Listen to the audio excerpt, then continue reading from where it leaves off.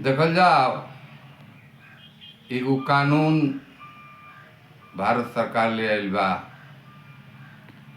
कानून कोनो सरकार ले आइल बिया, निमन बा कि बाउर बा, लेकिन ई सुनला पर जरूर बुझाता जे जौना कानून से जौना नियम से समाजे खड़बड़ा जाओ तो ऊ भर सका अच्छा ना हो। इस जी पर विचार बिल्कुल। होके के चाही, निश्चित विचार होके के चाही।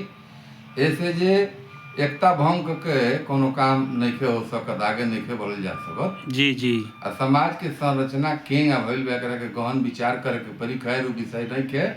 आई देखी हम भोजपुरी कवि सत्येंद्र सिंहवानी दुगो मुक्तक कि दनादन चल गइल सोटा तने तैयार बा नोटा, वाह वाह वाह वाह वाह। जोगा के का मिलल बा हाथ में खाटी सिक्का खोटा। जोगा के का मिलल बा हाथ में खाटी सिक्का खोटा। वाह वाह वाह वाह। खिली मधुमास का विचार करिए, खिली मधुमास का कबो कहीं सामने लुटाइल बा। मुंह मूड़ी लड़ा के माथ के नोचल जाता झोटा। वाह वाह वाह। दनादन चल गइल सोटा एने तैयार बा नोटा। बहुत खूब बहुत खूब। दनादन चल गइल सोटा एने तैयार बा नोटा। आई दूसर का मुक्तक बा।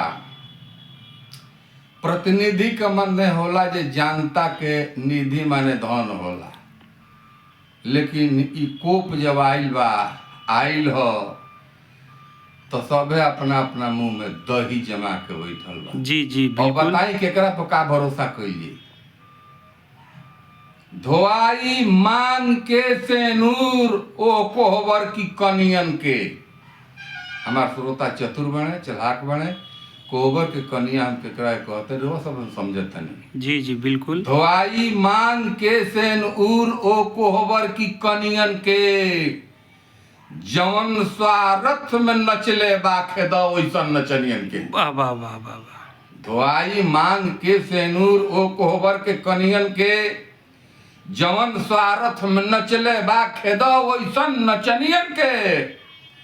हमरे ओट के आखत से ओकर फाड़ फाटता। वाह वाह वाह। फाड़ कहल जाला पल्लू के आंचरा के।